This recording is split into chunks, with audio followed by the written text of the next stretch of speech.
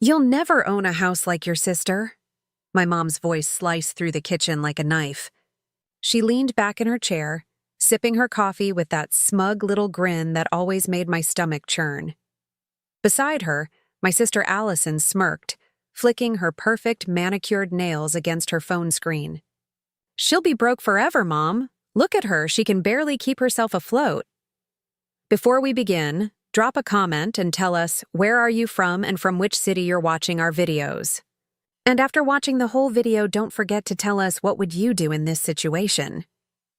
Be honest. Tell me in the comments below. We read every comment. Let's begin. The air was thick with their laughter. They didn't even try to hide it. My chest burned, but I didn't argue. I didn't defend myself. Instead, I smiled. A quiet, deliberate smile that made Allison glance at me twice. She didn't understand it. Neither did my mom. I held their gaze for a beat longer than usual, then stood, pushing my chair back with calm precision. Thanks for the reminder, I said softly, my tone so steady it caught them off guard. I'll remember this moment. I walked out, leaving their laughter echoing behind me. But inside I was shaking, not with weakness, but with the kind of fire that builds in silence. The kind that waits for the right moment to strike. Days turned into weeks. They didn't know the calls I made, the hours I worked, the deals I pushed through. They didn't know the nights I collapsed on my bed, exhausted but determined. They thought I was still struggling, still lost in their shadow, until the night my phone buzzed with an unknown number and the realtor's voice said, "Congratulations. The keys are yours." I drove straight to the house, heart pounding as I pulled into the driveway. It wasn't just any house. It was everything they said I'd never have. White siding, black shutters, a wide porch with a swing. It stood there, solid and untouchable, like proof carved into wood and stone that I was not who they thought I was. I pressed my palm against the front door and whispered, This is mine." 2 weeks later, I was cooking dinner when my phone rang. Allison, then Mom. Both, one after the other, missed calls, then another. And then the sound of a car outside. I glanced through the blinds, and there they were, standing in my driveway, eyes wide, mouths half open like they'd seen a ghost. My phone buzzed again. This time I picked it up. Their voices spilled through the line, desperate, confused. "Is this really your house?" Mom's tone cracked, disbelief dripping through every syllable. "Why didn't you tell us?" Allison's voice was sharper, almost angry. I looked at the screen, typed slowly, deliberately. 4 words. "Get off my property." And when I hit send, I swear I felt the weight of years lifting from my shoulders. The text hung on my screen like a loaded weapon. "Get off my property." For a moment, silence swallowed everything. Even the ticking clock in my kitchen seemed to freeze. Then my phone buzzed again, angry, frantic messages pouring in. "Rachel, this isn't funny." My mom, Diane, wrote, "Open the door. We need to talk," Allison demanded. I didn't move. Instead, I stood at the window, arms folded, watching them shift nervously in my driveway. The same driveway they swore I would never own. The porch light illuminated their faces. Faces I once longed to impress, to earn approval from. But tonight, their confusion was sweeter than any approval could ever be. Finally, I stepped outside. The night air was cool, sharp, wrapping around me like armor. I didn't slam the door. I didn't storm down the steps. I walked slow, controlled, deliberate, because real power doesn't scream. It whispers. Allison crossed her arms. "So it's true. You really bought this place." She spat the words out, like admitting it left a sour taste in her mouth. Diane's eyes narrowed. "How, Rachel? Tell me the truth. Did you get lucky? Did some man pay for this?" That was the sting I'd expected. Her old favorite weapon. Reduce me. Shrink my success into something I couldn't possibly have earned. I met her gaze, my voice low but steady. "No, Mom, no one gave me anything. I worked, I built. And I didn't need your approval to do it," Allison scoffed. "Please, don't act like you're suddenly better than us.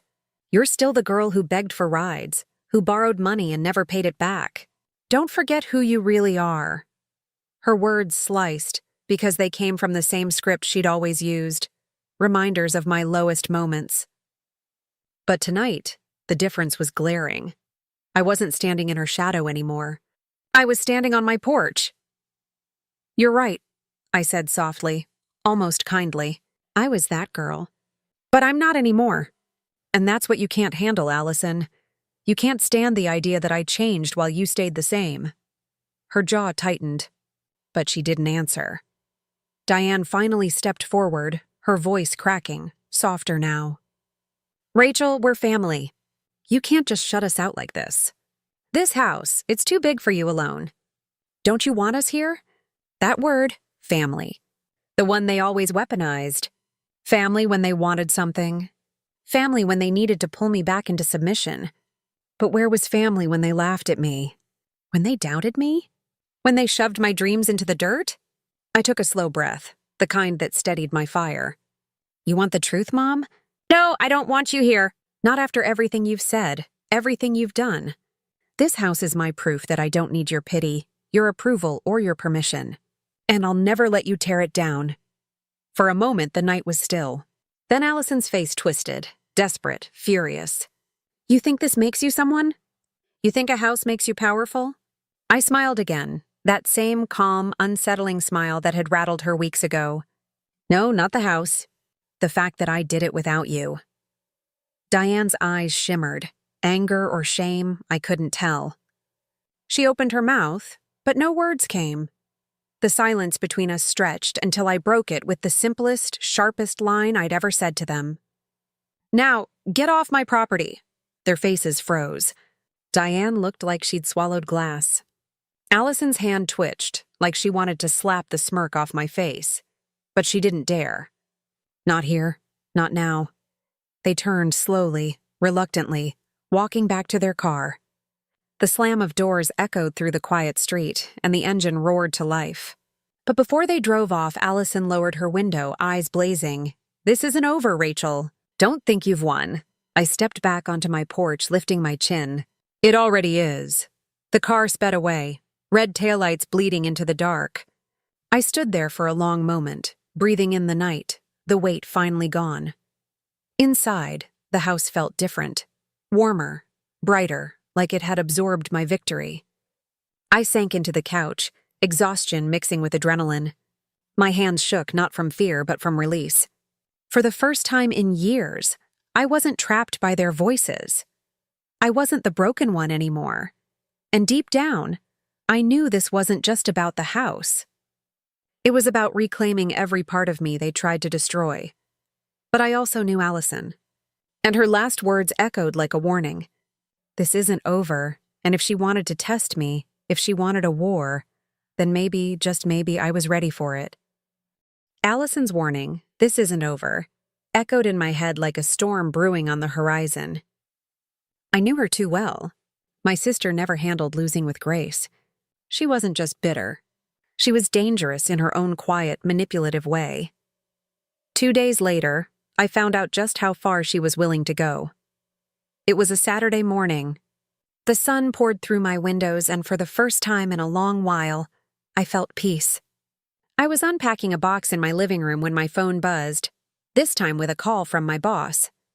My stomach tightened. "Rachel," he said carefully. "I need to ask, is everything okay?" "Of course," I replied, confused. "Why?" He hesitated, then sighed. "Because I got an email this morning.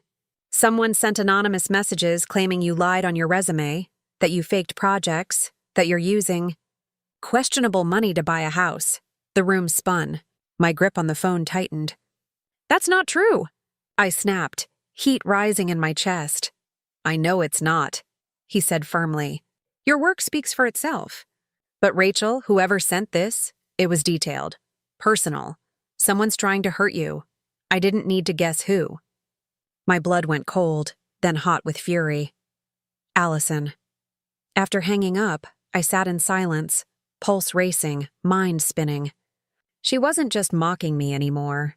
She was trying to ruin me. I stared out the window at the neighborhood I'd worked so hard to join, and for the first time I saw shadows in every corner. Not from strangers, but from family. That afternoon, my mom called. When I ignored the first 2 rings, she sent a message. "We need to talk about Allison. She's upset." Don't be cruel. Cruel. That word made me laugh bitterly. They called my silence cruel, but Allison's sabotage was just her being upset?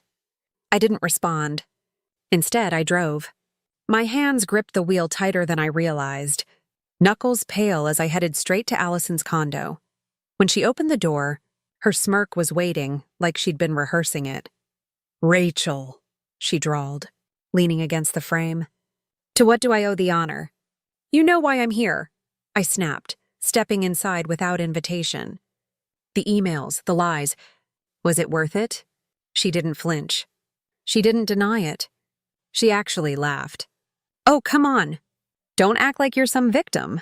You think buying one house makes you queen of the world?" I had to remind people who you really are. "You're nothing, Rachel. Always have been. Always will be." Her words were poison, each syllable designed to strip me down. But this time the venom didn't sink in. I leaned closer, my voice low, steady. "You had your chance to keep me small. You lost, and now? Every move you make just proves you're terrified that I've outgrown you." Her eyes narrowed. "Careful. You think you're strong, but one mistake and it all crumbles." I held her gaze, fire in my chest. "Then watch me build it back stronger. Because you can't destroy me anymore, Allison. You can only expose yourself." The days that followed were tense. I went to work expecting whispers, side glances.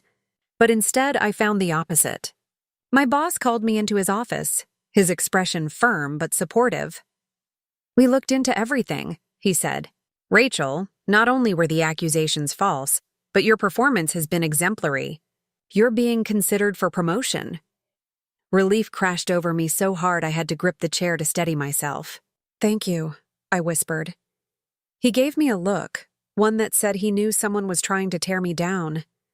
Sometimes the people closest to us want us to fail the most. Don't let them.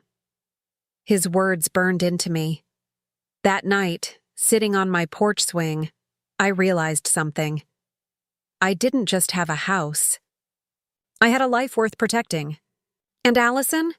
She was losing her grip. Sure enough, 2 evenings later, she and my mom showed up again. Their car rolled into my driveway like a threat. This time, I didn't wait. I stepped outside before they even reached the door.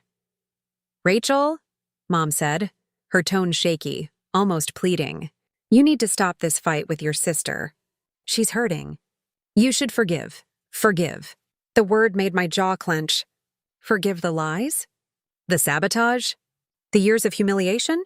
Allison crossed her arms, her smirk weaker now but still clinging. "We're family. We'll always be tied together. You can't just cut us out." I stepped closer, every word deliberate, sharp as glass. "You're right. We'll always share blood. But family isn't blood. Family is respect. Family is love. And you've never given me either." Diane blinked, shocked by the firmness in my tone. Allison scoffed, but her eyes betrayed a flicker of fear that her control was slipping for good. I took a deep breath, my heart steady. "So listen carefully. You don't get to walk into my life, my home, and dictate terms anymore. This is mine. My choice, my peace. And if you can't respect that, then yes, I'll cut you out. For good." The silence that followed was deafening. Diane's lips trembled, torn between defending Allison and realizing the truth. Allison just stood there, pale under her defiance. Finally, I said it again. The line that had become my shield, my victory. "Now get off my property." And this time, they didn't argue. The night after I told them to leave, I thought it was over. I thought my words had finally driven the point home. But Allison was like a shadow, always lurking, always plotting. And when people like her feel powerless, they get reckless. 3 days later, I woke to the sound of tires screeching outside. I threw on a sweater and stepped onto the porch, heart pounding. Allison's car sat in my driveway again, headlights glaring. She was pacing by the hood, phone in hand, fury written all over her face.